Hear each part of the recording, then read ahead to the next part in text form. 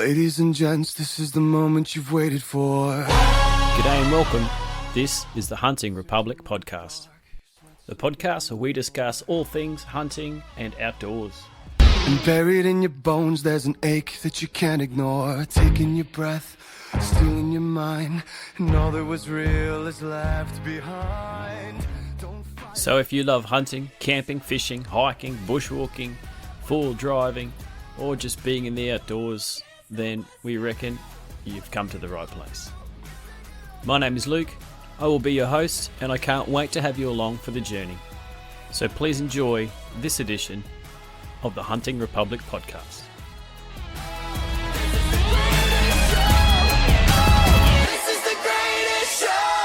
G'day team, and welcome to this edition of the Hunting Republic podcast, episode 10. In this episode, we sit down and talk with another Luke Smith in this case. We delve into a variety of topics. We obviously cover off on some hunting stuff, some shooting, some rifles. We talk dogs, we talk pigs, we talk deer. But I want to touch on an important topic of conversation. Within this episode, we talk about post-traumatic stress, and we talk about suffering from that, and we talk about mental health. So I want to give anybody who's listening a heads up that if this is a difficult topic for you to listen to or to hear about for whatever reason, just a bit of a warning. So it is towards the latter probably third of the episode. So if you want to tune in and listen to all the hunting and outdoors content that we discuss, then please do that. But if you need to switch off and move on when we start talking about the post traumatic stress content and broaching that topic, please, we won't hold it against you. We quite understand. So.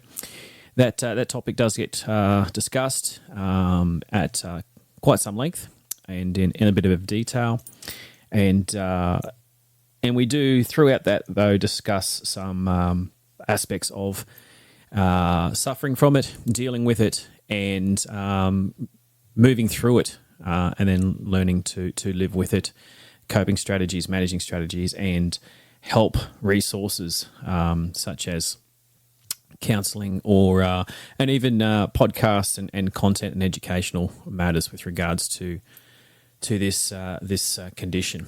So it's a really great episode. It's something I'm very passionate about, doing what I do as an emergency services worker and first responder, and I hope that everybody gets a lot out of it, both with regards to the regular content that we cover on the Hunting Republic, but also on this matter as well. So please sit back, enjoy. Don't forget to like, share, subscribe, and tune in often. Get in contact, all those sort of things that I normally say at the start of an episode. We'll catch you on the other side, team.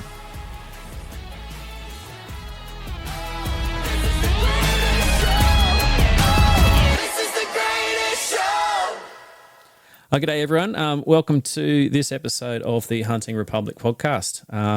Today, I have the honour of having a friend of mine join me on the edition on this episode, Luke Smith. Luke and I have an interesting background.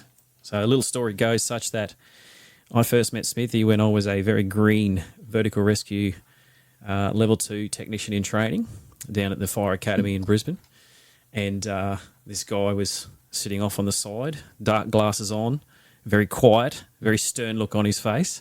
And here's me with 2 weeks' notice to get on this course, which ideally I should have been able to have a lot more preparation for, not knowing what to expect really, apart from that I had to learn how to tie certain knots very quickly and do them well.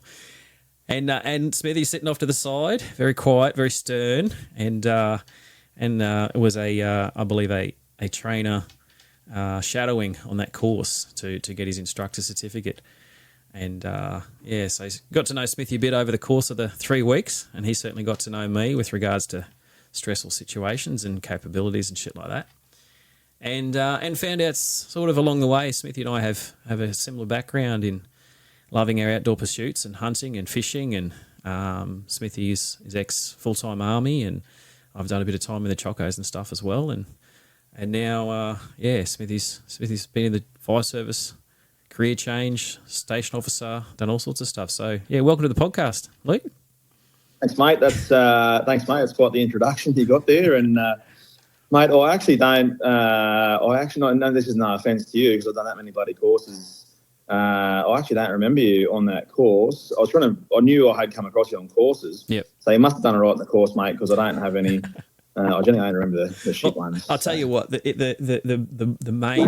main interaction that sticks to my mind was the final scenario over on the apparatuses at the refinery. And I remember that one. Yeah, that one. And so we're scaff climbing up this bloody outside of this refinery, and I couldn't even tell you how high the frigging thing is. But in my group, so the cohort was 15, 16 of us. My group, one of the other guys, he grabbed the scaff hooks, and we only had one set. So I had to do the cow's tails and the carabiner and the tape and that sort of shit. And I remember at one point I was climbing up the outside of the cage around the ladders, because for those people listening, we weren't allowed to use the ladders. We weren't allowed to use the stairs and the gangways and shit. We had to do it the hard way. And the process is that you have to have 3 points of contact.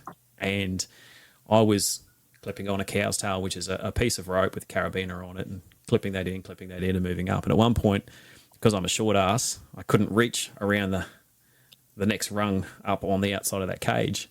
And I've done a pull-up. And Smithy's about 6 feet away on one of the gangways, stone-faced, notebook in hand, glasses on.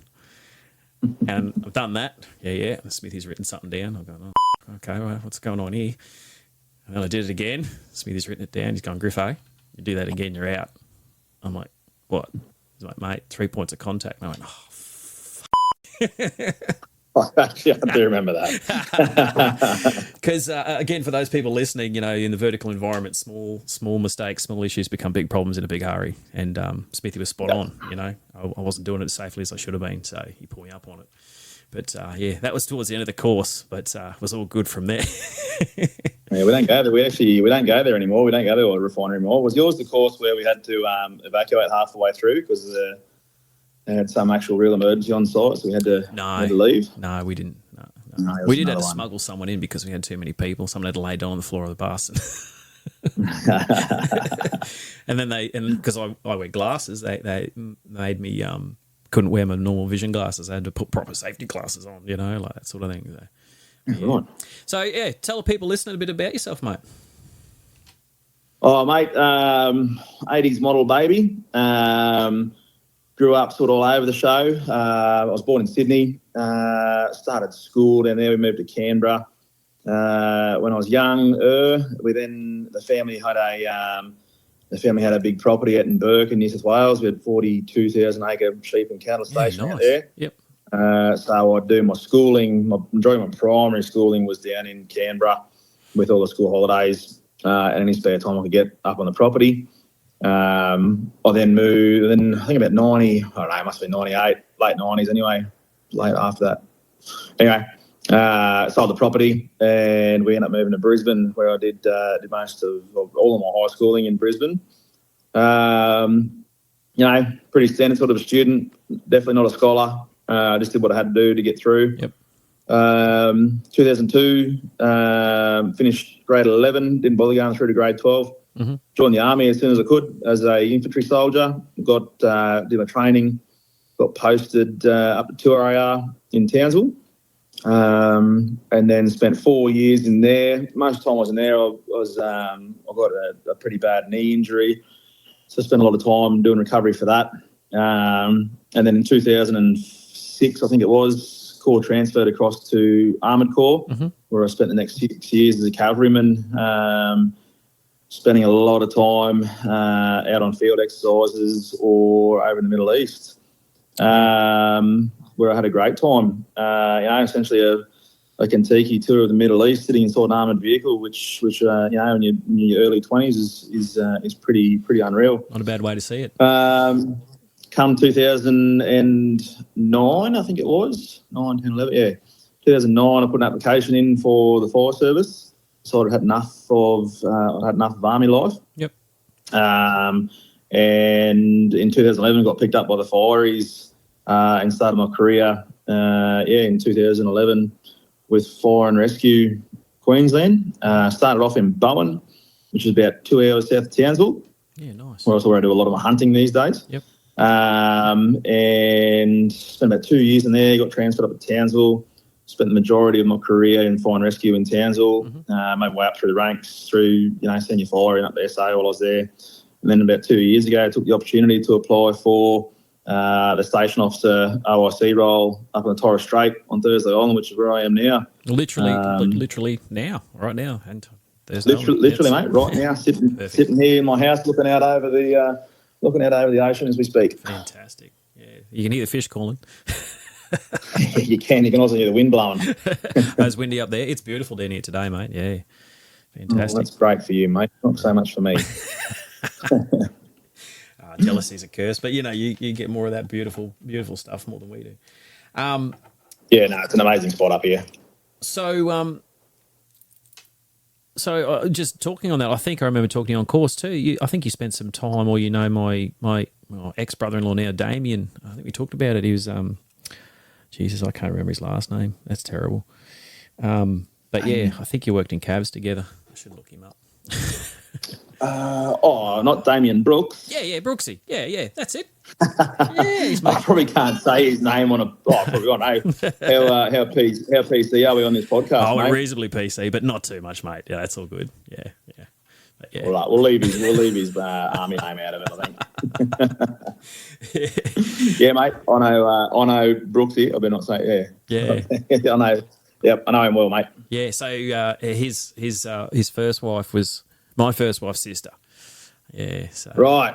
And, he actually talking to him at the time when I first met him, he was in the Chocos at Gympie there, and he sort of encouraged me to join up as well. Yeah, nice. So I blame him. Nice, I blame him for it. He's still there, still loving it, from what I know. So he is, mate. I think he's down much to the south of the country these days. Yeah. Okay. Yep. Yeah. Cool. Last I saw him, anyway. And how did you get into hunting? Was it through the property that you said you had? Yeah. Yep. Yeah, mate. So the family had that big property out in Burke. And yeah, mate, that's essentially how I got into hunting when we used to get there. It was, hunting was everything from, a bit of a pastime to also, getting meat for the dogs. So you go out and, you shoot a couple of roos or pigs, and that would be your dog food for all your working dogs and your hunting dogs and stuff. Yep. So that's how we got into it. And then, so from a very young age, I think, mate, I would have been probably 6 or 7 when I first started going out there. And yep. So I've still got some family that are out there now, and I still go out there, hunting, not as much as I'd like to, but fair hike pretty from long run these days. Yep. But yeah, that's where definitely my interest in the outdoors and the agricultural life and and hunting and shooting and stuff definitely comes from. Yep. And obviously through knowing you and your profile and whatnot, and keeping up with you on track on Instagram, social media and stuff, you go out and I guess predominantly, and I see that you love chasing pigs. Yeah, mate. I've got a bit of, I don't know, my view on hunting is that, I like to hunt whatever feral species are out there. Yep. And that's not to say, that's not a bad opinion of anyone wants to go and hunt anything else. If you want to go and hunt bears, lions, all that sort of stuff, I think that's your prerogative. It's not me. I just like being out in the bush and, mate, bowling a few pigs and always trying to perfect your technique on stalking in a few deer and stuff. Yep. I'm only a shooter. I'm not a bow hunter. I'm quite happy to just stay shooting. And I've been on a few, like pest eradication shoots, doing horses and stuff. I just didn't really enjoy it. Sure. I prefer just to be out there with my mates and taking care of a few feral animals and taking the meat off them when we can as well. And obviously fishing, mate. Fishing's my game as well. Yeah, especially up there. We'll get onto that in a minute. So you chase a few deer then, or you have had the opportunity before? have had the opportunity before. Yep. When so Townsville, spent like I said, spent most of my time around Townsville with military and the fireys as well. So got a few good contacts around there to go hunting in a place we used to go on, which is up north of Charters Towers on the basalt wall there in that basalt country. Yep. There's so many chittle up there, mate. Like they're in absolute plague numbers. Yep. And so really got into deer hunting up there. And like back then, mate, I didn't even take there was so many there, and you don't realise how good you had it until it's gone. That property's been sold on now, and no one can get access to new owners. Won't let anyone in there, which is a bummer. Yep. Because it was such an amazing property. Like it's up in the country, mate. Where it's up in there's properties around that people pay big money to go and hunt on. Absolutely. And we used to get in there for nothing. Wow. We've tried getting back on there, but it's unfortunately the owners just aren't into hunting. Not interested. They don't even shoot it themselves. So, but very fortunate to still have a property down there, Bowen, that we're allowed to hunt on, and it's right on the coast there as well. So not only do we get the good hunting, but we get fishing as well. So it's unreal. And the views. Pretty fortunate. Yeah. Very fortunate. Yeah. So around Bowen, are there rooster deer or anything like that? So around Bowen, no. I think you got to go down. I think you got to go a little bit further south. So around Mackay, the Mackay region, there's a few roos getting around there. Yep. But no, we haven't seen any deer around Bowen yet. I don't. Look, the numbers they're breeding at, I wouldn't be surprised to start seeing them come in. They're spreading all up and down the coast, eh? Yep. But no, mostly just pigs there, mate. Pigs and dingoes or wild dogs. Yep. Around that place in Bowen, and mate, it's a magic spot there. We have a great time and got a great relationship with the owners. Oh, fantastic! Very fortunate and thankful to be able to go on there. Yeah, 100%. It's really interesting. Well, not interesting. It's anyone who listens to or follows anybody who hunts in Queensland or from Queensland, knows the struggle we have with getting access because there's no public lands, and long gone are the days where the park rangers up north would look the other way and let people, help them manage the ferals in the national parks, like Lakefield and that sort of stuff. Those days are very long gone. But definitely. To have that access. Interestingly enough, actually up here in the Torres Straits, a lot of the islands have deer on them. So Thursday Island itself is the smallest of all the islands up here. But you go, stone's throw across here to Prince of Wales Island, and that's got deer and pigs all over it.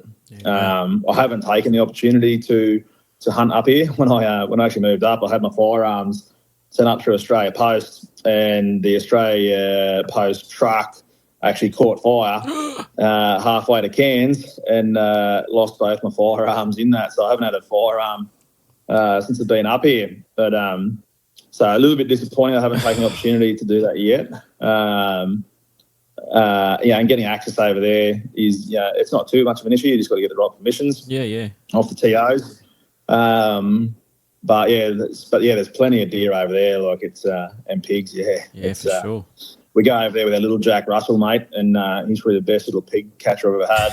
And he'll run up behind her. He'll be pulled up there on a beach, sit in the water having a beer, and next thing you'll hear him, he'll have a pig bailed up behind the dunes somewhere. Fantastic. Oh, mate, I've been thinking about it as part of the discussion points too. But we share a mutual appreciation for lever action firearms. Oh, mate. To hear you lost them. Shit, mate.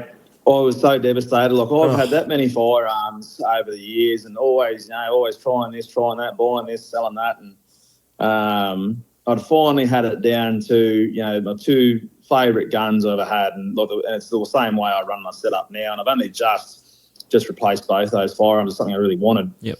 But essentially, mate, I just run a lever action 30-30, and I put a 308 in my backpack when we're walking around. And the idea is, the 30-30 is there as we're walking through the long stuff to get any squirters that are running out, and then we pull up. We can, if we want to glass out or we'll take some longer shots, we can set up on the tripod with a 308 and take those longer shots and reach out a bit further. Is it a bolt or a lever? The 308 was the 308 I had that got lost as well. Was a Tika CTR 308. Yep. with a really nice Zero-Tech scope on it. Mm-hmm.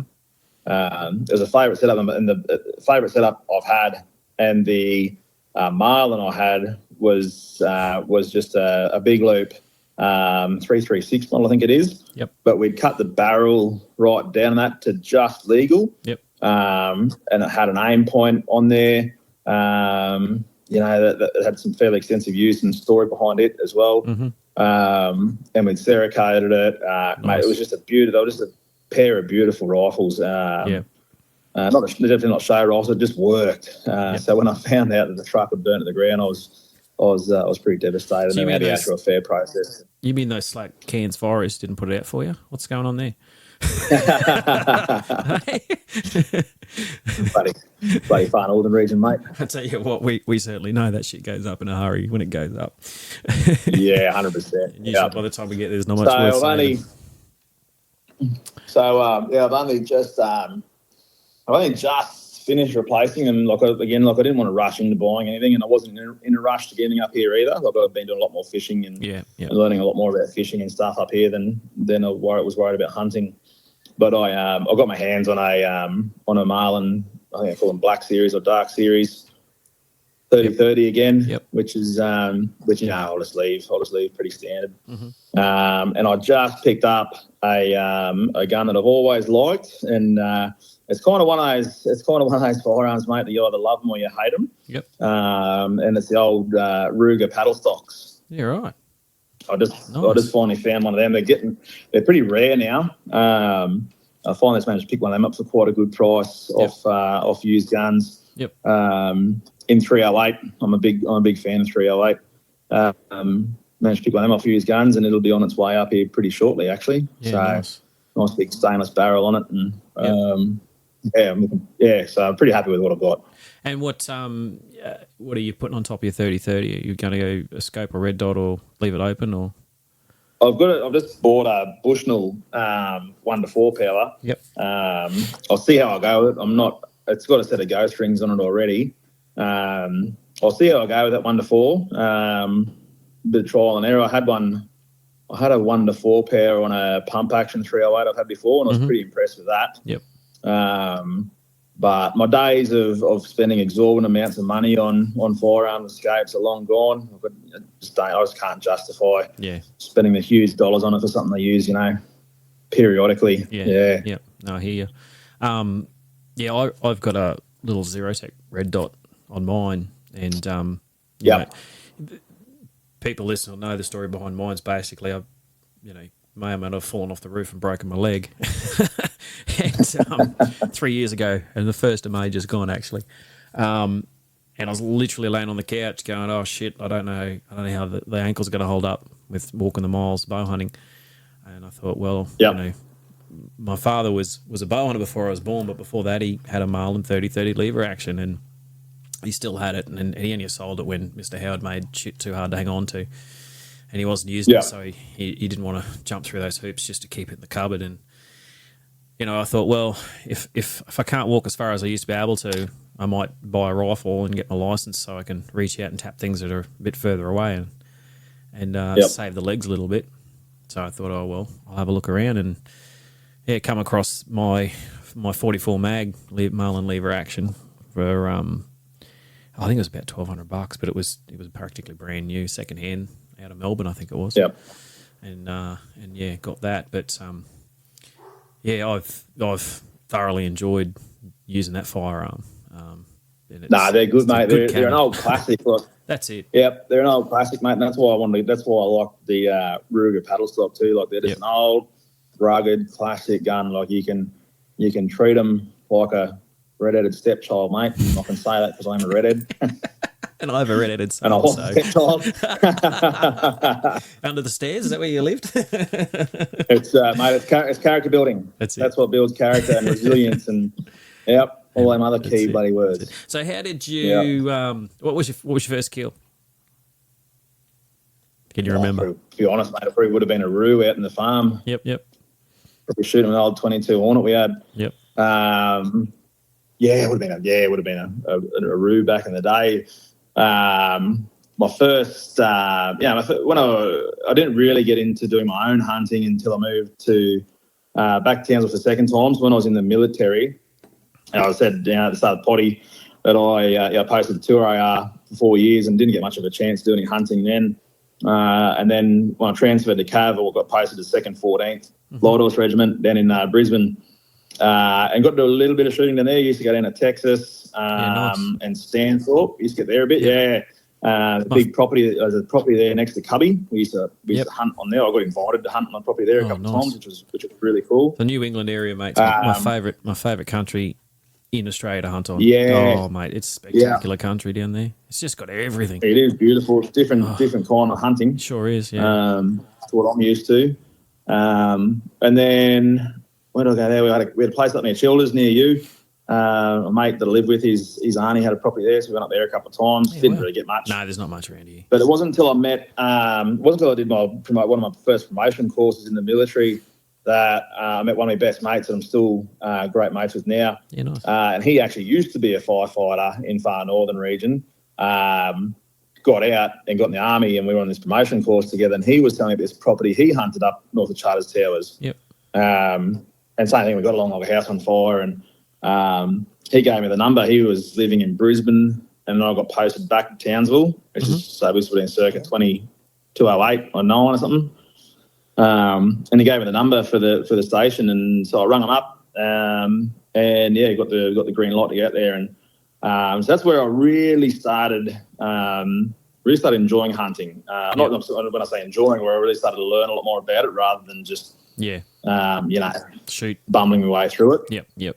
And like that country up there, like you get in that basalt country, it's dinosaurs. Like you'd expect a dinosaur to come walking out. Absolutely. So you had to be on top of your navigation. Yep. And there's some big pigs up there. And cranky bastards too. Yep. And there's some big deer up there as well. Yeah. Like you have a look in the sporting shooter mags or the old Bacon Buster magazines. Yep. And they have the trophy score for the pig hooks. Yep. And a lot of those scores come out of that country up there, that basalt country around Charters Towers. Yep. And then so my mate who put me on that property, he came up and taught me everything he knew about it. And that's where my real passion started for it, and the ethical side of hunting as well. My first one was memorable. Did you sort of have someone to impart that to you? Not really. Nah. I was sort of got my uncle back in Burke, who I'd call up every now and then, but no, mate, I'll just learn my way through it, read stuff, just talk to my mate who put me on the property. Like he's quite an avid shooter and very knowledgeable sort of guy. So got into doing my own loads as well. And I've never been a range shooter. Like I'd just go and zero my rifles. Move on like me. Yep. Yeah, mate. Going the range annoys me really. Is that a throwback to line behind a stire or what? No, it's probably the opposite. Like I don't know. For me anyway, like going to a civvy range is just tied up in so much red tape and standards and rules. Where even there, like doing a bit of pistol shooting now, like it's just nothing like what the military was. Like it annoys me because the military was so much better. And some of these people that run these ranges they're not quite with the times. I'd say they're the Karens of the range world. It certainly was an interesting experience for me, being brought up around bow clubs and exposure to that, but then stepping into the firearms realm and going to a firearms range for the first time and sort of going, well, I know how to handle a weapon. I've done my course. I got all the tickets and all the right things I should have, but am I allowed to stand here? Or am I allowed to do this? Or what happens now? Like that sort of shit was and you can see you got a 10-round magazine. Yeah, sorry. You got a 10-round magazine for your rifle. You got 10-round factory magazines for your rifle, but you can't use it. Only single loads at a time. Like, well, what's the point of that? Yeah, 100%. And that's even through all my years of bow hunting and shooting paper. My premise has always been, and my attitude has always been, I'm here to practice for hunting. You know, if it comes out at a good score, whatever. But even then, you know, lots of people who shoot certain targets with certain organisations will say, well, where those score zones are is not really where you'd aim to kill it when you're hunting anyway. And so, you know, I'd always walk up and go, would it be dead? Yeah, cool. I'm happy. Is it at the top score? No, or whatever. I don't care. That's not what I'm here for, you know. Here to have a good time with mates and either meet people at comps or have socialise or whatever. But at the end of the day, you know, my premise was always I'm here to make sure I can shoot something where I need to shoot it when I go bush.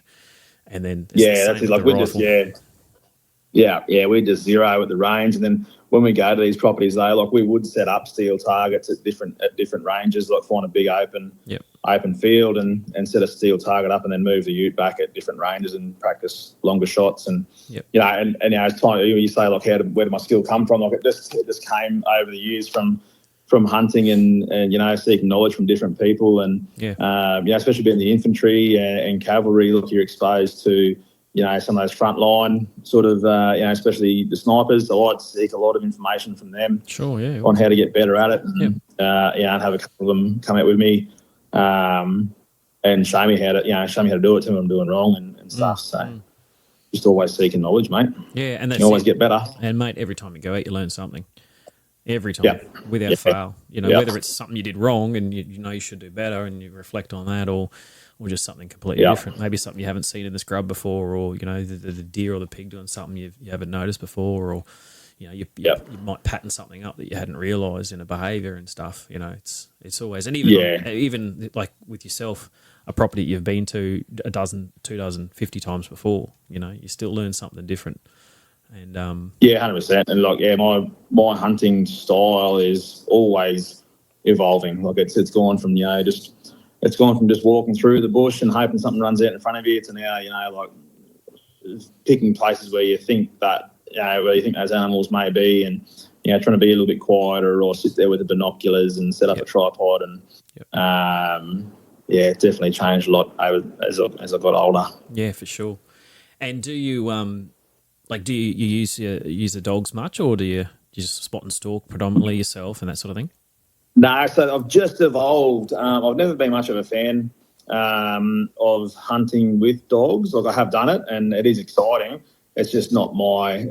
Number one, I haven't got the time to put into it. Like I think if you're hunting dogs and you watch these guys that hunt with dogs, mate, they're really good guys, and they love their dogs more than as much as they love their family. And if I was ever going to do it, that's how I'd do it. And I wouldn't. And you know, they put the effort into their dogs, and they care for them like their family. And you know, you can't have a pack of dogs that only gets to go hunting every couple of months, because they're just not. They're not going to work. So I never bothered putting any effort into that because I just didn't have the time. I've just come away from that a little bit now. I got a little Jack Russell a couple of years ago, and he is just a natural little finder. And like I say, you know, like we can go for a walk in the bush and he'll run off and he'll find a pig and he'll have a big boar bailed up, one out, and you know he'll stand far enough, and he just does this, mate, without having any training. It's just in him. He'll stand far enough off it that it's not going to get him, and he's far enough off it that you can take a clean shot without worrying about shooting him as well. Yeah, that's and awesome. I think that's a fairly ethical way of doing it, because you got no half-trained dog hanging off some poor pig's ear. That's it. And then when you're gonna pull that shot, it dispatches him immediately. So for me, it's quite an ethical way of hunting. Yeah, we've just got a new pup in December, and like I've got basset hounds. I don't know if you've seen the photos on Facebook or not, but I grew up with basset hounds. And when I was in a position to be able to have a dog where I was living, because I've moved a hell of a lot since leaving high school and whatnot, it hasn't been convenient or appropriate. But yeah, we got our first dog she's 11 in September, and then just towards the end of last year, I finally convinced my wife that we should get another one to sort of keep the old dog a bit younger, you know. And we got another basset hound, and I always sort of had an interest in training a hound to scent, because that's what they're for. And I didn't have the time or the space, you know, with the last dog particularly. We were starting our family, and, you know, I picked up my career in the fire service and that sort of thing. And it didn't sort of happen. And I wasn't focused on my hunting as much back then either. But yeah, with this new pup we've got, yeah, she's something else, eh? And I've been doing a lot of work in the backyard and working with her to sort of start that process, you know. And you watch that hound nose; it is just incredible. It is absolutely phenomenal.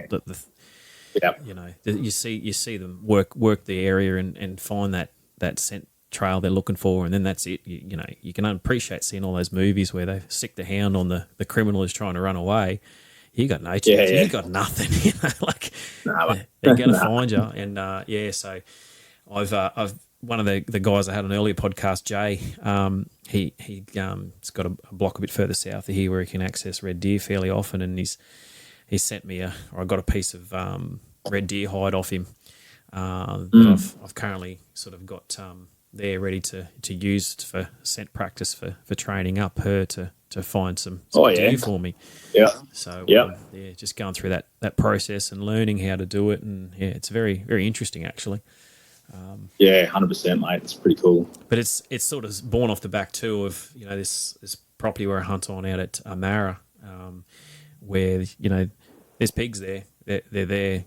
Every time you go there, you see tracks, you see sign, you see scat. You know they're there, but sometimes, mate, you just cannot find them for the fucking life of yourself. You know, it's like, where the hell are they? You know. Yeah, I know, mate. That's why I want to get this little Jack Russell. Like, I've heard pretty good things about them. That they're pretty good hunting dogs. I think they're a pretty cool little dog anyway. Oh, they are. My mate Bernie up the road, he's got a couple of Jack Russells as well, the short-haired ones, and same thing. They're just unreal dogs for just the natural. So full of character. Yeah, that's it. Yeah. And, you know, like I'm not going to use a hound as a bailing dog, you know, and one of the things I'm doing is I'm training her. I've got the training collar on her, but I use the beep mechanism on it. What I do is I've trained her to use that, and I use that beep as recall. So the aim with that is that I can have her sense something, for example, or whatever, irrespective of whether she sees it first or I see it first, but I can get her to sit and stay and lay down and not move. But then I can put in a stalk, either shoot something or whatever or not. But if I want her to come to me, I don't have to call or whistle or anything. And if she's out of sight, then she can scent me and find me that way. Yep. But all I've got to do is press the button on the mechanism, you know, the remote for the training collar, and the beep is what she will hear, but nothing else will. But she knows that signal is, where's Dad? I've got to find Dad. He's going to give me a bit of bacon, you know. And I've got her, you know, I've been doing that with her for the last few months, and she's just, it's like she's just wired to that sound. As soon as she hears that sound, that she just goes. She's like, where's Dad? Where's Dad? Where's Dad? It's amazing, you know. So it'll be interesting to put that into practice too. And same thing. Like, I've got half an acre here and a pretty big backyard where I'll get her to sit and lie down in a corner, and then I'll go somewhere where she can't see me and hide, and then I'll press the button, and, you know, and I'll usually poke my head out and watch her just work in the scent trail, and it's phenomenal. Yeah, it's really cool. Yeah, it's pretty cool. So what about your fishing up there? Oh, I've heard a few stories. Every day. I never, same thing, mate. I'd never, before coming up here, like, I've always enjoyed fishing, but never really got into the science of it. Yep. Always flicked for barra and stuff, and that down in the creeks. Never really had an overly big boat before either. Sort of focused more on my hunting before I came up here. And then, so Thursday Island itself is quite small. It's only 7 kilometres long by 4 kilometres wide. You're right. So unless you've got a boat, there's not much to do up here. Not much. Nowhere to go. Nah, and I'd never been into the pelagic fishing at all. Had no knowledge of that really. Had no knowledge of really navigating through the waterways and whatnot. So again, mate, just bought myself a decent boat when I came up here. I bought a 5.3 metre Polycraft centre console. Shout out to Polycraft, made in Bundaberg. Yep, that's it. Just down the road. In my opinion, mate, probably the best boat, bar nothing. And the reason I say that is because they got the durability of a plate boat, because you can still smash them up into the mangroves and not be worrying about ruining your gel coat like you would in a glass boat. Yep.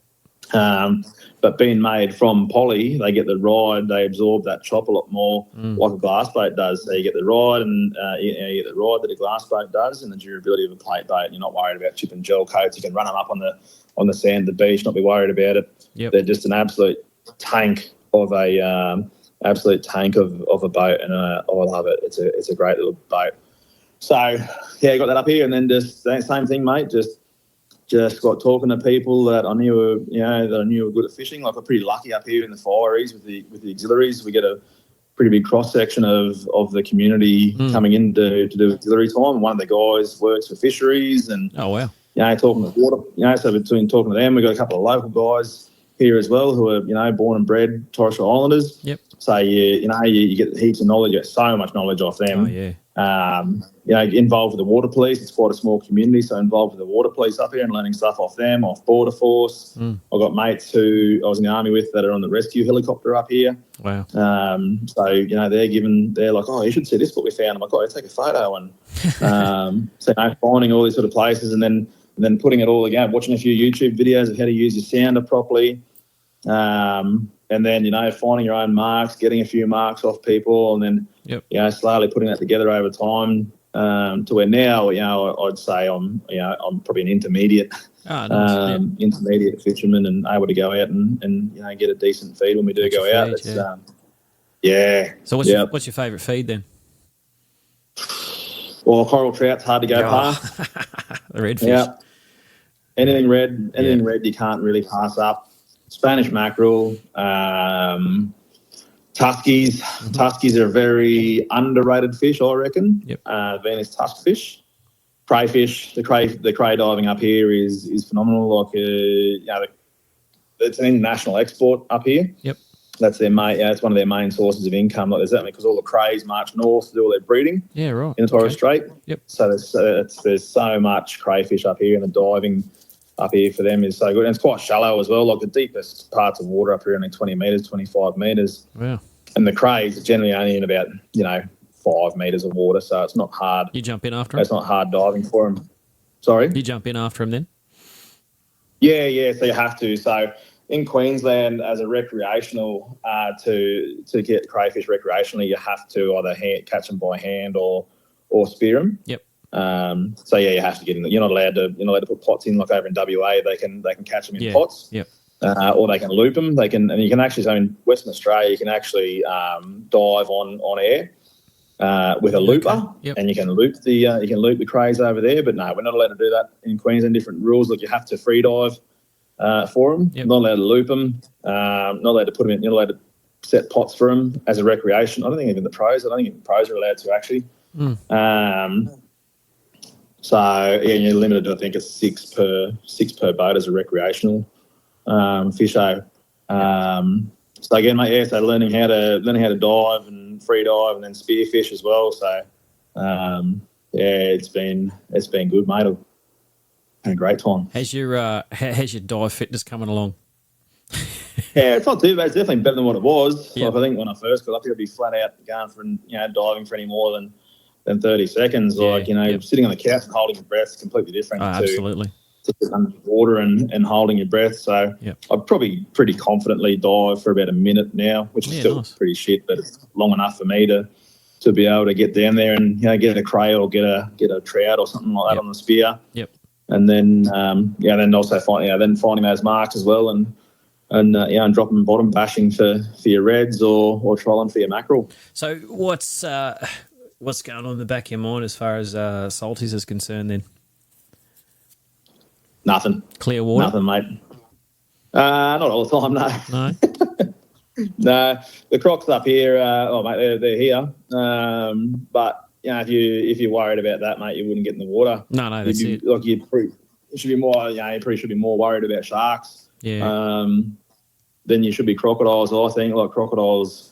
And it's not to say they're not there. Like, another guy up here, he was diving a couple of months ago and dove down on a reef, and then as he came back up, there was a crocodile swimming above him. Jesus. But they haven't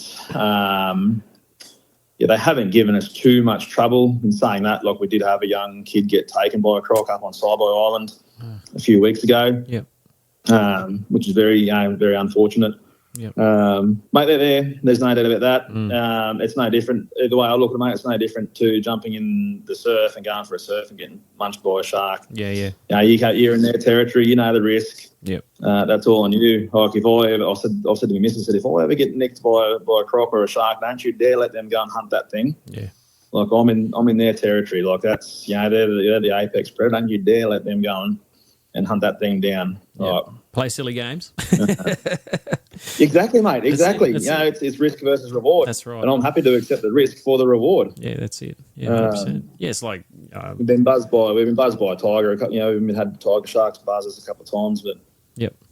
Yeah. So if that's they're like going to go to your mate, they come. going hunting pigs on your own. I've done that countless times in my lifetime, and you think, well, you just, Yep. it's just what I remember when I lived out at Marra. The bow would be in the back of the car, and 3:30 of a Friday afternoon, I was in the car 10 minutes down the road, and I was hunting pigs. On my own. Yeah, mate. That's just what I did. I used to go hunting. up Bren Charters Towers on my own. No phone service. Yep. No PLBs. No nothing. Like if you get in trouble, you're screwed. And not even no real first aid or trauma knowledge back then either. Like if I'd shudder to think what would have happened back then if something bad had happened. So let's go down there. Like what do you carry for first aid? Well, I'm pretty basic. So in the boat, I've got a pretty basic trauma kit, which is in the boat. I've got 2 tourniquets and 2 Israeli bandages. Yep. A couple of snake-like bandages and gauze pads, and that's about it, mate. Like, yep. You look at battle. You look at the, I base my first aid pretty much just off battlefield trauma. Yep. So when you get in the boat, mate, the only things that are really going to happen to you is you're going to get hit by a shark, hit by a crocodile, or you're going to get a spear through your leg, or you're going to get a hook, in some part of your body. Yep. All of those instances, you're going to have, probably a major form of trauma, which is going to require the application of a tourniquet. Yep. Or again, the application of an Israeli bandage or a donut bandage. So keep it simple. Keep it 100% simple. There's a couple of stories that have happened around Queensland in the last probably 10 years. So one was up off Port Douglas, where I think it was an older teenager, maybe in the early 20s, out spearfishing. I think they got hit by a shark. They got him back up in the boat, but they started doing CPR, but they hadn't applied a tourniquet. So essentially, and they thought they were doing the right thing. And they thought 100% they were doing the right thing, and in their eyes they were, and pretty everything they could to help their mate, but they just didn't have that knowledge. Yep. As opposed to an incident that happened off Lucinda, I think it was out at Bramble Reef or Britomart Reef, I think it was. This would be a good guy to get in your podcast. I'll chat to you later about him. For sure. He's an ex-Marine. I think he's an ex-Navy SEAL. Very prolific, well-known spear fisherman from Cardwell or from Mission Beach, I think he is. Yep. They were out diving. He got hit by a shark on the back of his thigh. And again, mate, they were very well prepared. They got him up in the boat, tourniqueted him up straight away. He was still conscious. They saw a big Riviera on the other side of the reef. They ripped around there. Just lucky that the boat was full of consultants from the Cairns Hospital.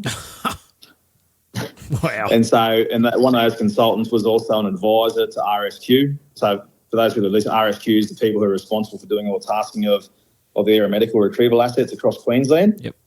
So he was able to call them direct, tell them what the situation was. They then started steaming straight for Dungeness, for Lucinda. Mm-hmm. And literally, mate, as they were coming into Dungeness, he lost consciousness. So CPR started straight away. As they pulled into the Lucinda Wharf, the rescue chopper was doing its final approach. Wow. They came down, took him off the boat, continued CPR, blood straight into him, and mate, he's still alive, and I believe he's still spearfishing. Wow. To this day. All lined up. Yeah. But prior preparation prevents piss poor performance. It's one of the things you learn. One of the first things you learn in Kapuka at the military. Okay, if you prepare for the worst, then you're going to be good. So yeah, mate. My first aid gear is very simple: snake bite bandages, tourniquets, and Israeli bandages. Yep. And a pair of trauma. Sorry. And a pair of trauma shears. Oh, yep. Nice. Yeah. Yep. And same kit when you go bush then? Pretty much, yeah. Yep. And the other thing, I'm very passionate about this now. And like when someone comes with me, they come on the boat, regardless of they've been on it before, I always let them know, right, this is where the EPIRB is. Yep. This is where the keys are for the boat. This is where the trauma kit is. This Yep. is a tourniquet. Yep. Do you know how to use it? Right, this is how you use it. If I get hit, this is what you got to do. Yep. Here's the radio. It's on. It's already on VHF 16. Yep. Same thing when I go hunting. Like, the tourniquets in here. Like I don't hunt with many other people. Like I've got a very select group of people I hunt with. Yep. Because I've hunted with them for years, and I know they're solid operators. Clued up. Yep. That can back us up, and as well now, like with the advancements in technology, like with iPhones, the most recent, I think the last couple of editions of iPhone, you can essentially use that as a PLB as well. I went out and bought myself the latest iPhone or Apple Watch. Yep. Purely because when I go fishing on my own, if I get tipped overboard, I can activate the SOS function on that and give myself a bit of a better chance. Like we've had a few people go missing up here since I've been here, and it just opens your eyes. Like, oh, I hadn't thought about that. Yeah, it's a big country. Even I went for a run the other day and bumped into my old boss, the engineer guy I worked for before I got in the fire service, and stopped and had a yarn to him for a while. And his young fellow, just out on the road, down the street, quiet road where he lives, and he's just kicking a footy around. And young fella's, put the ball up, and I've caught it. And as I've caught it, it's sort of, I've absorbed the impact and everything with my hands. The iPhone or the iWatch has gone vibrating on me. I'm like, what's going on here? Look at it. Oh, it appears you've had a fall. And I'm like, holy shit. Yep. No, I'm okay. Yeah. You don't need to call 000, Like it was quite eye-opening, actually. Yep. I'd never seen it before.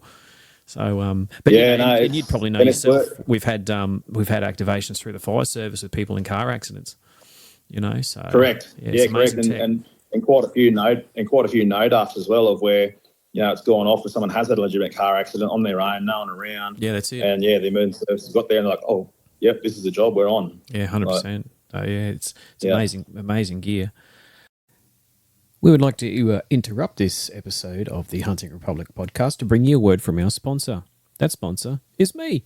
No, that sponsor is Brackenware. As regular listeners of the podcast would know, I own the company of Brackenware along with two of my very good friends.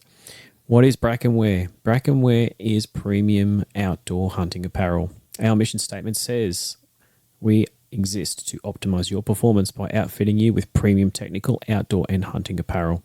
We have deliberately hand-chosen advanced technical fabrics based on durability, weight, and quietness. Our pattern has been inspired by nature's camouflage experts and custom designed with every component and feature rigorously tested in the field by experienced hunters to ensure the precise fit, comfort, durability, and performance you demand from premium technical gear. Research has been ongoing and development has been ongoing since 2012, and today's Brackenware reflects our commitment to giving you nothing but the best. Brackenware is premium technical gear designed, used, and trusted by experienced hunters the world over. You can find us at www.brackenwear.com, BRAKENWEAR.com, and you can find us on all of the socials. So right about now, team, also want to let you know that the podcast from here on in will be discussing the topic of mental health and post-traumatic stress. So if that is something that you prefer not to listen to for your own reasons, from here on in, it might be best off that you tune out and maybe go and catch one of the other awesome podcasts that are out there. Hunting Connection podcast, or the Backcountry Hunting podcast, or Becoming a Bow Hunter podcast, or I could keep going on and on and on. So yeah, guys, from here on in, this is where we start talking about those issues. And if it's not for you, then we'll catch you another time. And we hope you've enjoyed the content that we have covered so far. I guess we've touched on trauma and shit just now with first aid, but as you know, we discussed before. I did want to talk with you about the topic of post-traumatic stress, and it is obviously something that for ourselves in the profession that we do, and other people in in frontline services, be it paramedics or police officers or nurses or military, that is very, it's not just, they're not just words to us. It's not just a thing to us. It's not just a topical fun, but it's not just a topical conversation we have with throwaway conversations. And, I don't specifically know details, but I know you've had, struggles with it. And you've had dealings with it, and as I said before when we were chatting, I know that as it is as a condition, that it's not something that goes away, that it's there sort of all the time. And I wanted to bring that up as it is, as I said just before, it's very real and very relevant to ourselves and the profession that we have. But I also think that it is an extremely relevant topic in general, mental health. And it's something that's brought more to an acute point for us in what we do and what we see and what we experience. So what would you like to share about that? Oh, mate, I'll share my whole story. Like it's no secret. There's no point in trying to change a stigma if you're not going to be prepared to contribute to that. And it's still hard. It doesn't make it any easier. Yep. To try and talk about, because there is still a stigma around of it being a weakness. Yep. And that won't go away, mate, until we acknowledge it. It's probably going to take another generation or two. Yep. Before we get to that. Like, it's probably taken 2 generations already just to get to where we are now. Yep. And it's probably going to take another couple of generations before we fully realise that a mental injury is just as significant as a physical injury, even more. Even it can be more significant than a physical injury. A physical injury you can heal from. Let's say you break your ankle. You can heal from that within 6 weeks and be back doing the job. I mean, look at some of these footy players, like they're doing ACLs and that, and they're back playing footy within a couple of months. That's right. Whereas a mental injury, mate, it does. It stays with you. It does stay with you forever. It probably won't be as bad as the point where you decide that you need to go and reach out and asking out for some help. Yep. But it's always there in the back of your mind. It doesn't mean that it's debilitating to your life. It's just something you have to learn to live with, like a physical injury. So if you do, mate, I blew my PCL out back when I was 18 when I first joined the army. Yep. I still have effects from that today. I just tape in my life. You manage it, yeah. To make sure that I manage it. Yep. And a mental injury, mate, is the exact same. So, mate. Look, essentially, though, after 10 years in the military, 2 deployments overseas, and then 13 years, or probably back then it would have been 11 years in the emergency services. It eventually all just caught up with me, mate. Yep.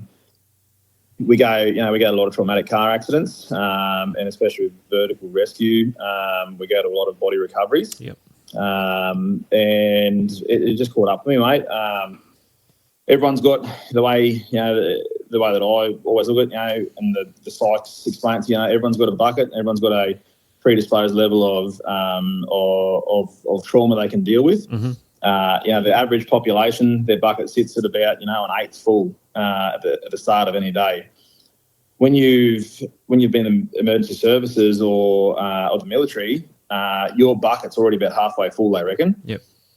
As you start your day, as you start each day when you wake up in the morning, so you're already at a level elevated from what the general population is. And that's not to say that we need to be bowed down to. It's our choice to be in this job. Sure. And it's part of the job that we accept. Mate.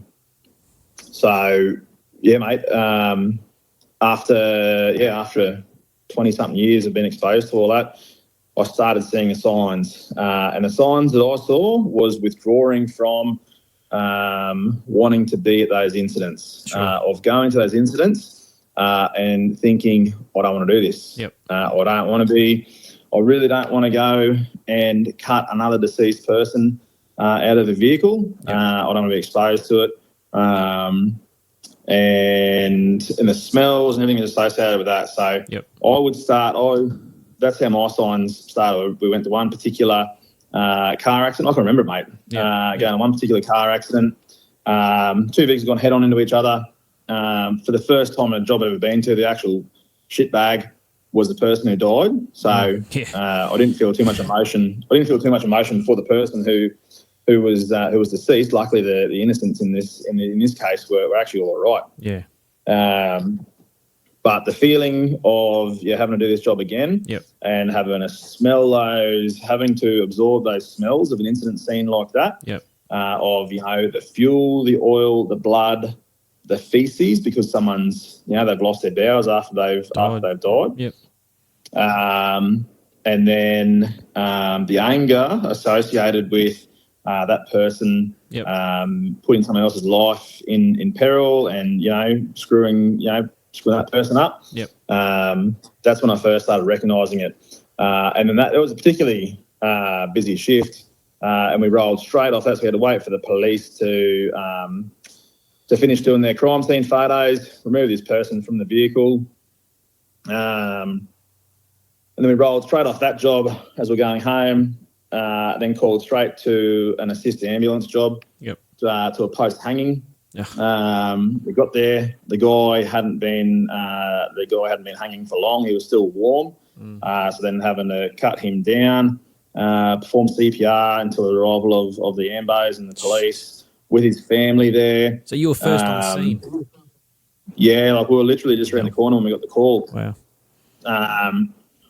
And then, not really having time to decompress from that, getting back to station and then getting turned out to a confirmed structure fire with persons reported. Bloody hell.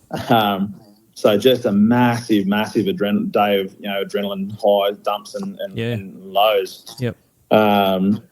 Didn't really realise then that was that's how I would draw back to the onset. Going through all the therapy and stuff since, I realised all this process started back in Afghanistan. Yep. And Iraq, and then drawing the dots together and figuring out and understanding the why behind it. Yep. To eventually the culmination, and then we got hit with a heap of pretty traumatic fatalities and jobs there over an 18-month period. To where we had another head-on fatality up the highway, and then as a consequence of that, the traffic banks up. And then we had another guy that was high, and he was drunk, in a cruiser ute doing 160 kilometres down the highway, slam into the last vehicle of the convoy of the traffic that was backed up. Yep. Pushed her off the side of the road. She was ejected from the vehicle. She was deceased, pronounced deceased on scene. Yep. The guy that was standing outside of his car in front of her, the car went straight over top of him. And then ended up in table drain. And then so we actually left the first job. I think we either gotten home or were halfway home, got turned around, sent back to it. None of the ambos were on scene. And it was a scene of chaos, absolute chaos. Yep. Rescue chopper flew back up with the doctor. They're doing all the medical interventions on the side of the highway, chest decompressions, ultrasounds on the side of the road, trying absolutely everything they could for this poor bloke. Yep. And declaring him deceased on scene as well. And then same thing, rolling back from that job, just going, I'm not feeling this. Like something's not up. They're getting worse and worse. Yeah. Luckily, unluckily, getting a couple of weeks off. Then my nan passing away on the coast. Yep. So I got a couple of weeks to decompress of that, and then straight back to work. First shift, first turnout to a suicide off top of a building around the corner. Wow. Again, pretty traumatic. And this one in particular, I didn't normally, as an OIC, you hang around a little bit just to make sure there's nothing else the cops or the ambos or anything want on scene. Yeah. Yep. I couldn't get out of there quick enough. Yep. And that was when I finished that shift off, and then went home that night and didn't come back to work for another 7 months. Finally realising that that it all caught up with me, and mate, jumping into it, balls and all, and into the recovery process. Yep.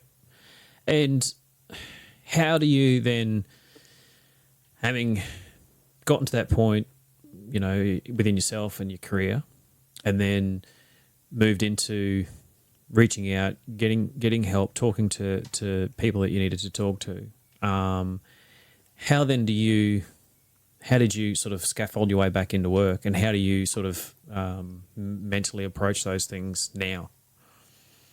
So we'll start from the start. So I obviously recognised it and owned it. Like, that's the first thing you got to do. You got to own it, and admit that something's wrong. And signs for everyone's going to have a different way of those signs coming through. And it's been able to recognise that, and also probably listen to those around you as well. You know, like if someone's saying you're not yourself or you're not this, like people say, "Oh no, I'm fine." You really, like, you know, you're not, and that's when you need to own up to it.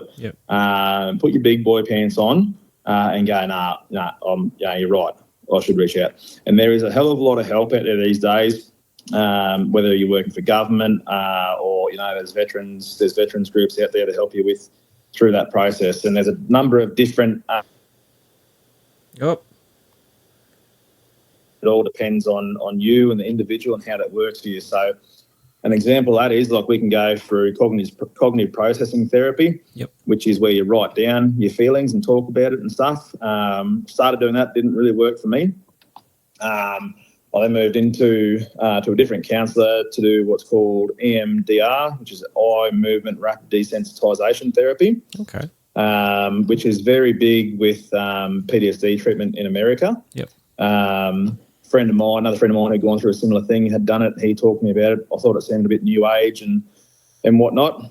Anyway, I did it, and and that's one of the big things that I attribute to my recovery. There's also now, I've had another friend who's been over to Mexico and done the psilocybin treatment over there, which is essentially, mate, going over and going on a medical high. I think they call them, there's another word for it, might be an ayahuasca, where you go over and you put on you know, the LSD sort of style drugs in a medically supervised environment. And again, that's having a lot of positive impact, particularly amongst the American combat and special forces veterans. And the issues they're facing. And my friend who went away and did it, he speaks quite highly of it. Not the path I went down. But another thing I'd say as well that I attribute a lot to my recovery was, number one, physical fitness. You know, getting it, and doesn't mean going and smashing yourself in a CrossFit workout if you're not a CrossFitter, but getting out there, getting active, go for a walk, put your feet on the beach, take your shoes off, reconnect to earth. And again, like, when I first started looking at this stuff, I'm like, what a load of shit. Like, what a load of new age fairy shit. But when I actually did it, I'm like, whoa, like, as something as simple as going for a walk on a beach with your shoes off. Holy moly. Like, that is, getting out, getting active. Cold water immersion, ice baths. There is plenty of medical research out there that shows the endorphins released from having an ice bath are the equivalent of doing a line of cocaine, if that's your thing. The effects of doing a line of cocaine will last you for 15 minutes. The effects of having an ice bath are 2 to 3 hours. So you're on that same endorphin level for 2 to 3 hours, and it's a shitload cheaper, apparently. Depends on how cheap the ice is at Thursday Island, I suppose. 100%.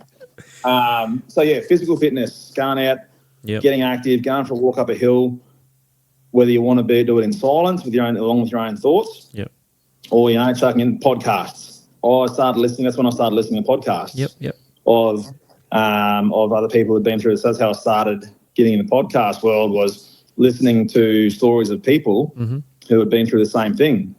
Reading books. Massively good. Not so much reading books, but audio books. If I was in the car, instead of listening to music, I'll be listening to podcasts and audio books.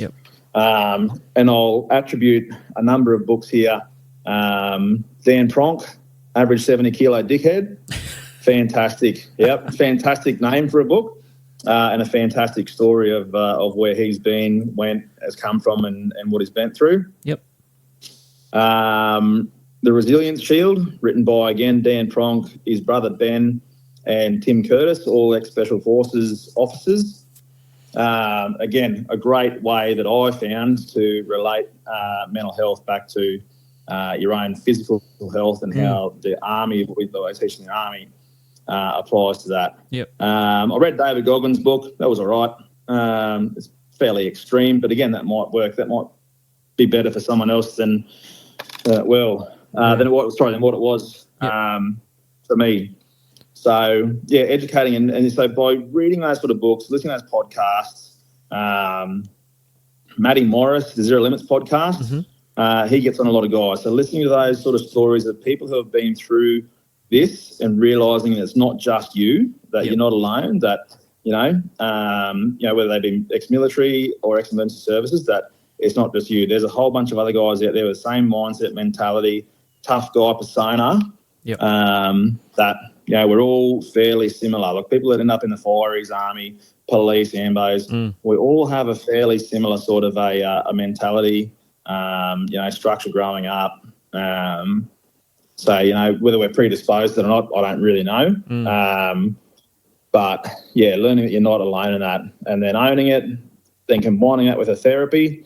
And, yeah, mate, just slowly, bit by bit, day by day, getting back into it. And I don't think I was ever, in the fetal position in the corner, not able to get out of the house. There was days that I didn't feel like getting out of the house and really had to work hard on motivating myself.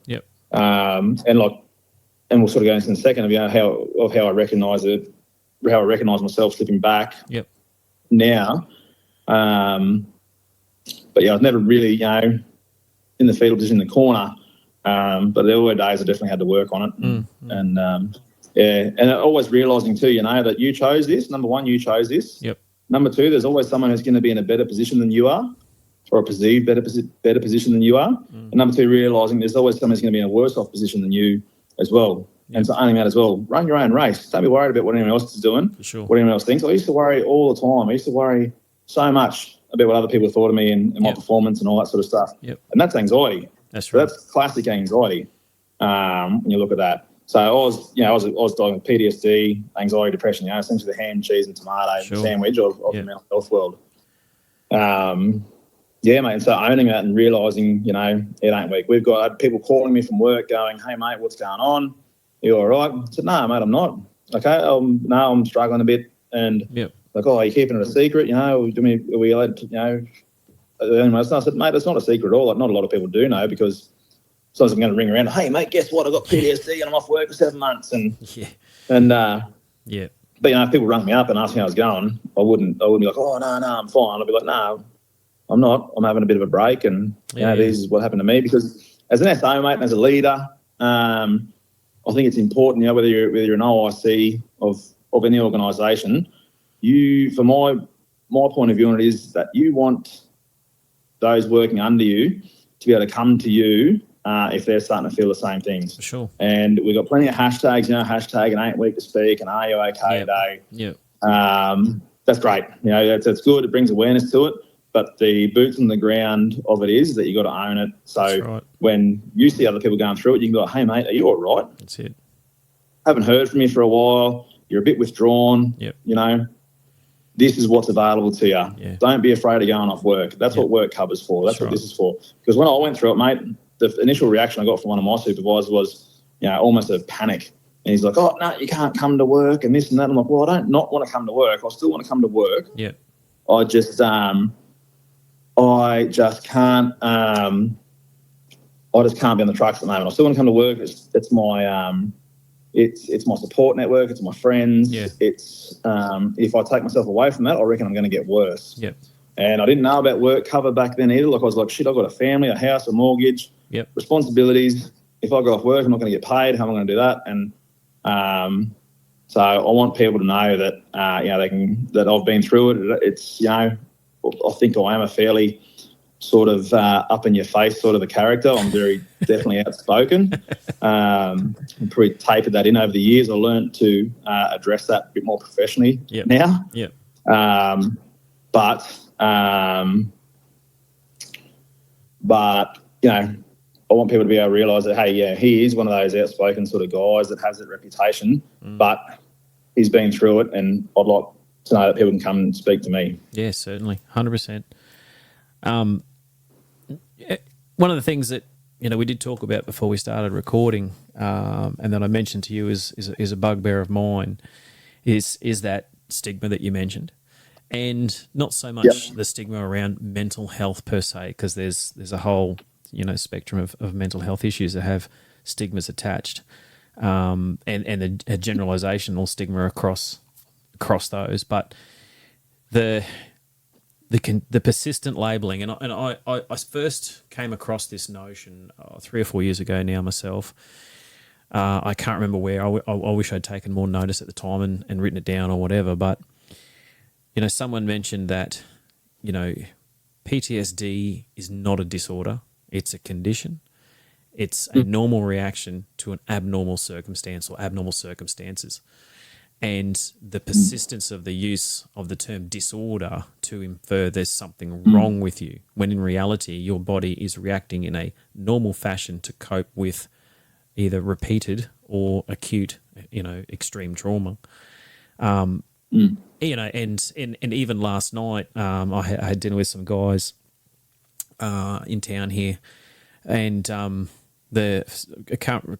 hadn't met one of them before, and of course, you say, oh, who are you? What do you do? That sort of thing. And it came up there was a firey, and this sort of side of the conversation came up as well.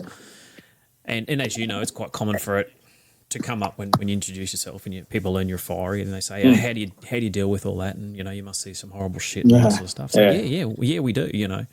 But I said to him there too. I said, it's a condition, not a disorder, and the perpetuation of saying there's something wrong with you, rather than you're reacting in a way to deal with what was wrong.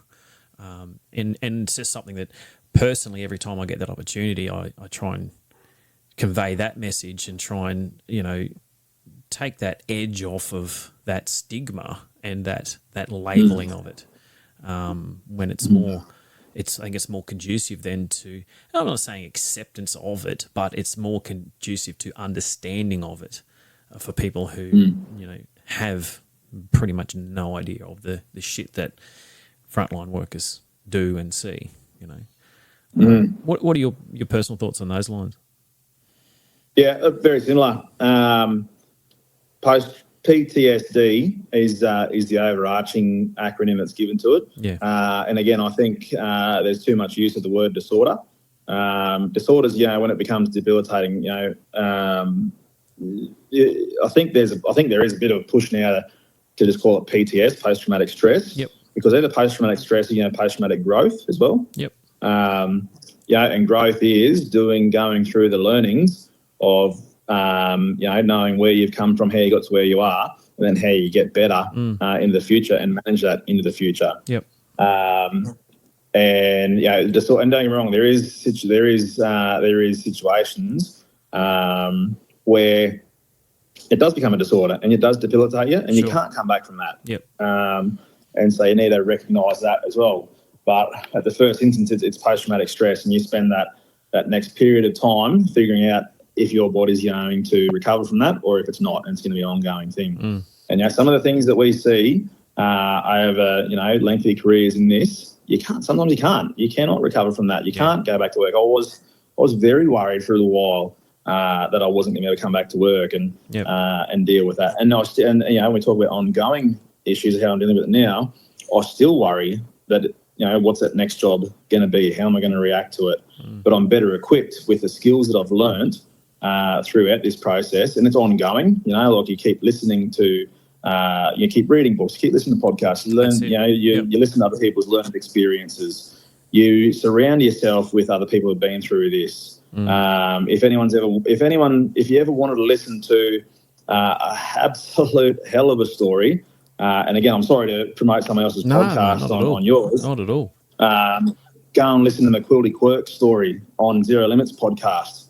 That guy has been through hell and back, and how he, and how he's dealt with that. Like, you can pull little parts of everyone's story, or everyone's recovery process to help your own. So again, you combine that with what you learn, what you know, what you've been taught. Yep. It's all just piecing together how you're going to keep navigating that into the future. Applying EMDR is about rapid eye movement and tapping. So, if I start feeling myself getting in a situation, I'll start tapping each knee, and it just recenters the body. I don't know, it sounds a bit like whatever, but it does work. It recenters you. Take a big deep breath. Yeah, it doesn't surprise me at all because with my background in teaching as an educational professional for 10 years, the same thing with students who are on autism spectrums and stuff like that. I've seen some amazing stuff with students of mine learning particular techniques to self-manage when things are starting to escalate for them, or they, as they, I might have taught them before when they were younger, and then for a number of years, and you see them become self-aware and be able to do those sorts of things. Different cues and things work for different people to help them, be able to, like you said, recenter. So I'm not surprised at all, to be honest. Yeah. Mate, something as simple as a big deep breath, that big rush of oxygen to your brain, like you start getting. And this is probably the most common one I do, really. Like when I start getting stressed out or anxious about a situation or how I'm going to reply to something, I will take a huge, big, deep breath, take a 2 minute, take a 30-second pause, think about the situation I'm in before I hit send on that email, before I reply to this person, before I respond to that situation.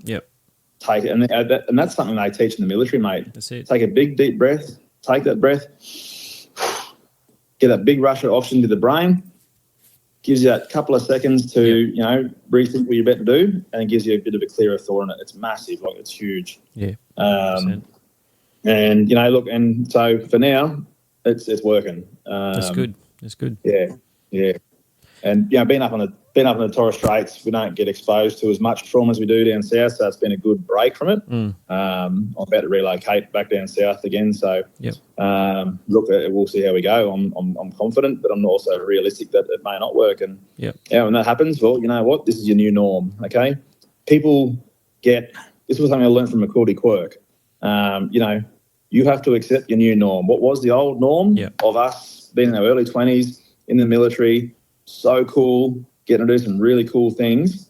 That's the old norm. We're not going to be like that again. Yeah. We get older, we go through situations in life, whether they be, near-death experiences, death experiences, family breakdowns, okay? That's all going to fall. You now have to accept that is your new norm and figure out how you're going to survive in that. Otherwise, you won't, and unfortunately, we see the high suicide rates because of that. And that's just shit. Something that regularly comes up with regards to, discussions that I've had either on this podcast or on other podcasts, and even just generally speaking, but I think it became very, people became much more aware of it, and it became much more of a conversation point with regards to when people were locked down during COVID and stuff and whatnot, was the opportunity to get out, be in the outdoors, fishing, camping, hunting, and the benefits of mental health. The benefits that we derive from that. Certain aspects or certain demographics like to use it as a throwaway line, but I don't think it's something that can be underrated and undersold. The same, like you're saying before, really rang some bells with me, that just, getting on the beach with your shoes off, as you know, I'm a crazy lawn fanatic, and it's not something I've brought up on my podcast before. For shame. Yeah, mate, mowing the lawn. But just mowing the lawn. Mowing the lawn. I'm probably not as much a fanatic as you, but I love mowing the lawn. Why not, Luke? Hey? But exactly, mowing the lawn, mate. Just you that get lost in your own thoughts. That's it. Yep. And it's actually, we've had shit weather the last few weeks with rain and stuff, and I think the whole state's had unusual rain this season, but I wasn't able to get out on the lawn for a couple of weeks, and that's actually when I throw the headphones. I got Bluetooth earmuffs and stuff, and I listen to my podcast mostly when I'm mowing the lawn. And I basically spent the whole day out there doing stuff the other day, from edges and mowing to whippersnipping to spraying some stuff to fertilising and all that. It was a big day in the yard, and I got through some of my mates' podcast episodes that I hadn't listened to recently, and same thing. It was just that recentering, and listening to other people and talking and podcasts and that sort of stuff. But I find and it was one of my mates' podcasts that I was a guest on where there was something about your top 5 things or top 5 tips on Zach's podcast. It was a Hunting Connection podcast. Top 5 tips for beginners, and one of mine was just enjoy it. Enjoy the process. Enjoy what you're there to do. Enjoy what you're there doing. And be. I hate the term because again it sounds like new age crap and it's not my thing. But just be present in it. Don't always be thinking of I've got a hell of a busy brain, and it's always like, oh well, what's the wind doing now? What sign am I looking for? Where might the game be? Where's this trail go? Da da da. Just take those moments while you're out there on the boat, where you're out there on the beach, while you're fishing, you're hunting. You're going for your walk with your dogs, to pause and take that in.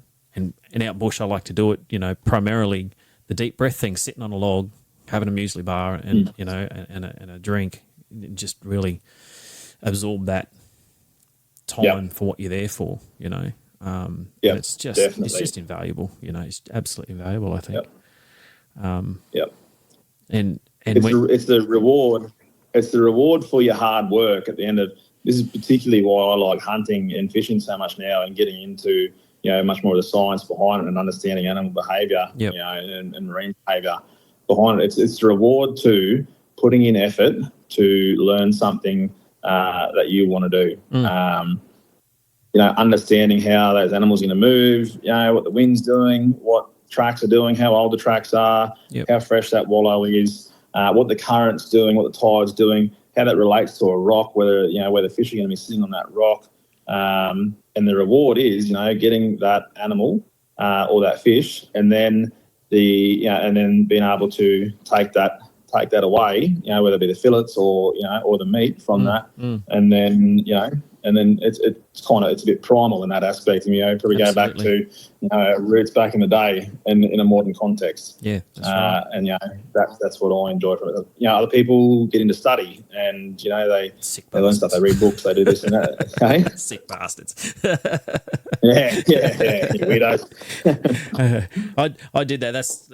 That was I said that to myself when I was coming through my my Q step. For those people listening, when you join the Queensland Fire Service, you spend your first 3 years like an apprenticeship where you're learning your trade and you're doing a certain amount of study, and you'd have to do a certain amount of presentations, and you have practical assessments and all these sorts of things to do, and that's compulsory. You get to the end of your first 3 years, you finish that apprenticeship, if you like, and then anything from there on, promotional rank wise, is elective.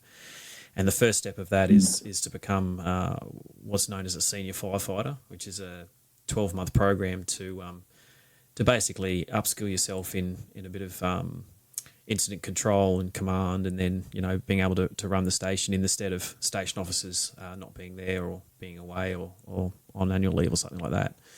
And mate, I basically looked at my seniors and went, I'm going to roll straight into it. I'm going to get it done. Because up until that point, I pretty much studied my whole life. I was one of those sick bastards, and I've just gone, that'll be enough for me for a while, So that's how I rolled into it. But I was just I think it's important as well to have those outside interests outside of your work. 100%. Because this is where I think a lot of people this is where a lot of issues of mental health come from, particularly around military and first responders, is that role, whether you're in the military or first responder, emergency service, we want to call it, defines you. You let that title, that uniform, define who you are, and you devote so much time to that, because generally, again, people who go into those sorts of areas are very passionate about what they do. I was about to say exactly that. Yep, and it defines who you are. You put so much effort into it. You spend so much time away from your family. And you don't have an outside interest. Yeah. You get out of that organisation, and now all of a sudden you're lost. You don't know what you are, because who you were and what you were is no longer. I think that's incredibly important for your mental health as well, to make sure you have something that defines you outside of your work. Harry Moffitt wrote a great book, 11 Bats. So Harry Moffitt was an ex-special forces operator from the SAS in Australia, who was a very keen cricketer, and he talks a lot in there about cricket, and he's an absolute fanatic for cricket. And he talks a lot in there about how cricket was his escape from the regiment, and not wanting to define himself from being from that. So he still got to go back and hang out with his mates in the cricket club that weren't in the regiment. And weren't defined by the regiment. It grounded him, and it's a great book. Another great book that I read during my 7 months off work. And I believe now, so the title of the 11 Bats is every time he went on a deployment overseas, he'd take a cricket bat with him, because cricket is a universally worldwide known sport that you can get anyone involved with, and you don't need a very big area to play cricket. Yep. And so that's the way he'd draw his team in. To take the focus away off something shit they might be going through. Yep. And at the end of every deployment, he'd have all the people all the key players in that deployment sign the bats and say, that's where 11 bats come from, 11 deployments. And I believe they're on display in the War Memorial now. Sorry, I missed that bit. What was it? Oh, yeah, and I believe now those 11 bats are actually on display in the War Memorial. Oh, wow. Yeah, right. Yeah. And he's got people that have signed those bats, your Jose Ramos Hoarders, your 2-star generals. I think General Campbell's signature might be on there. I'd bloody delete that. But a really cool story behind that as well. And his mental health issues he had as well, and where he's come from now, and sports psychology and stuff he's into now, and high performance psychology he's into now. Great book. Great book. It's Harry Moffitt, you said, wasn't it? Harry Moffitt, yep. I'm just writing a few notes down, that's all, mate. 11 bats. No, that's, right. I'm going to look that one up. I'm going to look them all up, probably. I'll write the other ones down too that you mentioned. And I'll endeavour to put them in the notes when I post up the link and everything for the podcast. I'll mate. do a bit of Googling and find some links for people who might be interested. So I know you've got somewhere to be soon, so we'll start wrapping up. But let's cover off on your favourite hunting or outdoors memory or experience. Oh, there's been a few. I wish you'd give me these questions before we started. No. My favourite hunting. Well, the tables are turned. The tables are turned, Mr. Vertical Rescue Instructor. No, I can't remember what the safe workload of that life rescue line is. You should know this. But did you die? But did you die? Favourite hunting experience. So during COVID, we obviously couldn't get out and go hunting and get out with our mates, and that's one of the biggest things that I love doing is going out for a hunt with my mates. We hadn't been hunting for a number of years actually, because we thought we didn't have any properties that hadn't been in Bowen for a long time. And so when I was able to reconnect with those property owners and re-establish that relationship and get back out for a hunt after probably 3 years of not being able to go out, and having those close friends of mine, of us all get back together in that environment. So my most fond memory isn't about taking a trophy animal by any means. It was being able to get back to those grassroots things that I enjoy after such a long time away of it, and reconnecting with my mates, and being back out bush doing what I love. Absolutely, 100%. Yeah, that was. I came away from that feeling a hell of a lot better. Oh, Yep. No. Underline exclamation mark. 100%. Yeah. Definitely. So I went through a period where I had a fair bit of time away from, I don't like the term, but the sport. Part of that was living overseas, and part of that was for other reasons. But that not even necessarily the first hunt that I was back in the scrub, but just it's, I don't know, like putting on an old pair of boots, and getting without getting back on the horse. I don't know, but it was just that familiar feeling, that comfortable position, that place where, you I say belong, but it's just in you. And 100%. Unlike you, I was exposed to it from a young age. Like I said, my father was a bow hunter before I was born, and seeing arrows getting made, or the smell of the glue or the Port Orford cedar or whatever, and then the process of packing your gear and checking off on your little checklist and that sort of stuff, and all that process and that practice and that familiar execution of gearing up and going out and what's the wind doing, and just starting that putting that comfy jacket back on, and then obviously all the battle prep, and doing it with your best mates, and those memories of other hunts that you've had with them, or plans for future hunts that you're going to do, and like my mate Brady at the moment, he was on my last podcast, or the one we did with the 10 Commandments. He's a guy I've known since I was 13 years old, and we get out when we can. Brett has a job that he's on the road a heck of a lot, so it's quite a struggle to line up my shift work with his roster at home, and we're endeavouring to get him out and get him his first kill, and we're putting in the time and the effort where we can to do that, but that'll come when it comes, and it'll be a fantastic time, and achievement. Yep. But irrespective of that, we love going bush and walking. We hung out since we were at Scouts together when we were 13. And that's where we both love being. So, irrespective of the outcomes, the process and the experience of doing that, just can't be understated, I reckon. No, mate, definitely, and following on from that, another almost equally enjoyable period of hunting that I've done is just before I moved up here to the Torres Straits. So I did a rocket run from Townsville down to Burke to go hunting down there with my uncle and his son now, who I haven't seen a lot over the years, but still talk to quite regularly.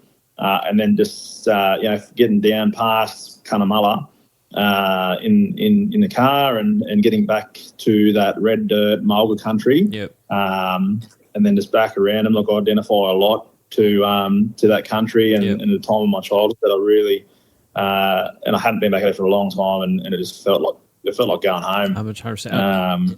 And like it's like that with the Brigalow country out at Marra.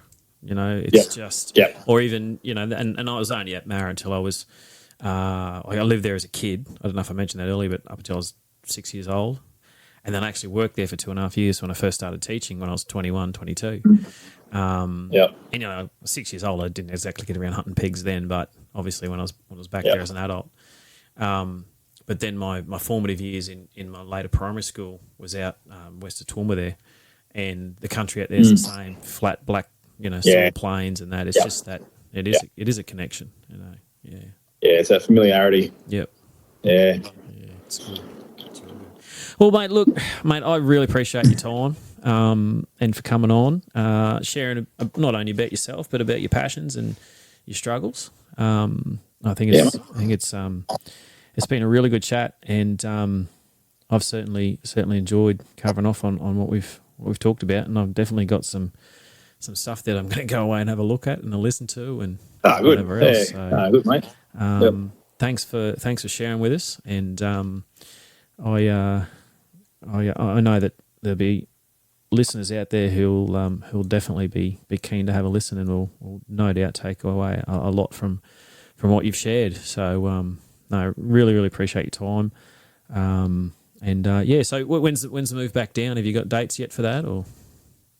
Yeah, so mid-June. I'm heading back to Townsville to take up a position back on shift down there. Yep. Yeah, mate. It's been a pretty interesting, really interesting 2 years up here. So much different to just being on shift firefighter. So much more. You got to think outside the box up here. Like, you haven't got the resources at your fingertips. Yep.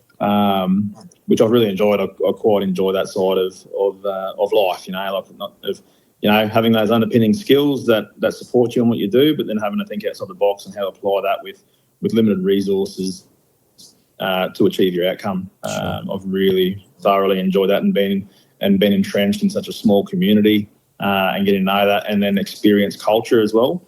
And that isn't just a throwaway line by any means at all. The Torres Strait culture is one of the most beautiful cultures that I've come across. Still very traditional, very respectful, very religious. Like, I'm not a religious person, but the Torres Strait culture is very religious, which is where they build a lot of respect from. And it's an amazing culture to be around and see, because, apart from being a primary school kid in the 90s where, your education of Australian culture was just Captain Cook and the First Fleet. Yeah. But actually, and then, obviously in the current day's political climate of culture and whatnot, but then actually seeing it, and seeing it at the grassroots and what it's still pretty much living life how they did, hundreds of years ago. It's been so good. And again, they're living off the land, still hunting their traditional ways. It's been so good. It's going to be a real bittersweet moment leaving here, and I'm not looking forward to it. Sensational experience. Okay. Yeah.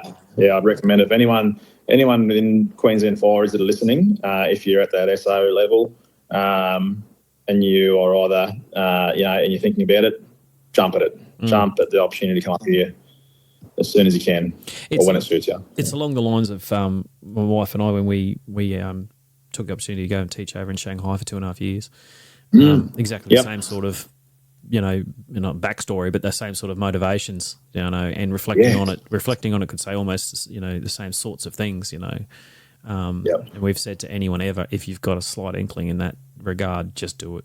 Just do it. Just make it happen. You will not regret it. Get out of your comfort zone. 100%. You'll fall in, stay in your comfort zone. You'll fall in a rut. And you'll stay there, and 10 years later, you'll be like, I wish I'd done that. Yep. And I made some pretty big sacrifices coming up here, but I'm glad I did. I'm glad I did. It's definitely going to shape my future a lot better than what it could have if I didn't. Sensational. So, mate, if people wanted to find you on social media, I know you're on Instagram. What's your Instagram tag? Yeah, Instagram is just appetite_for_the_wild. Yeah, so appetite for the wild. Just put a heap of underscores between all of that. I'm not very tech savvy. That's probably the best way to find me is appetite for the wild on Instagram. For the wild with underscores. Yeah, nice. With underscores. Cool. Yep.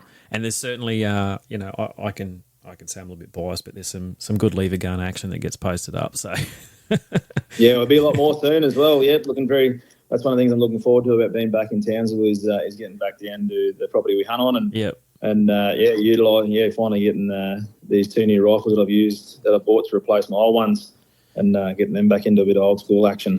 Fantastic. Look forward to the photos, man. Yeah. All right. So me thanks. too. Oh, bump my microphone. Thanks for coming on, man. As I said before, appreciate your time. We'll talk again soon, mate. Nah, beauty. Thanks, Luke. Thanks for having me on, mate. It's been good. A legend. Thanks, mate. Bye. Well, there we go, team. Another episode in the bank.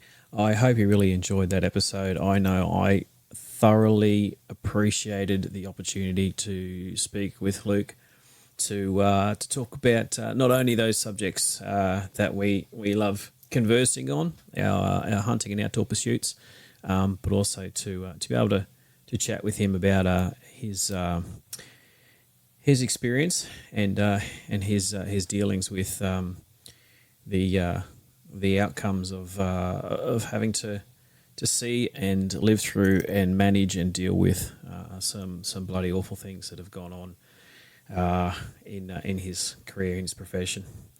I hope and I'm sure that his sharing was beneficial to anybody out there listening.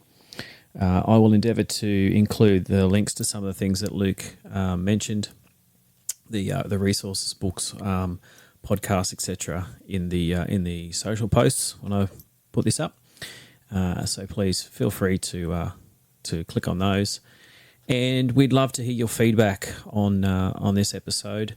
And if you have any input into other topics of this nature that you would like us to cover, and please feel free, get in touch.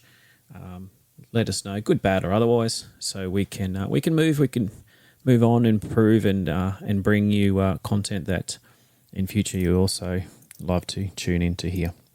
So once again, please give us a like, subscribe, share, get in touch, hit us up if you want to be on the podcast, if you feel like you'd like to share something with the wider hunting and outdoors community, something that you're passionate about, so we can we can keep getting great content out there, and we can encourage conversation. We can encourage people to take up our pastime or share their passion for it, and keep the rest of us with that fire in our bellies, getting out there, doing what we love, sharing, conversing with each other, and making memories in the bush. Once again, episode 10, I hope you enjoyed it, and talk again soon.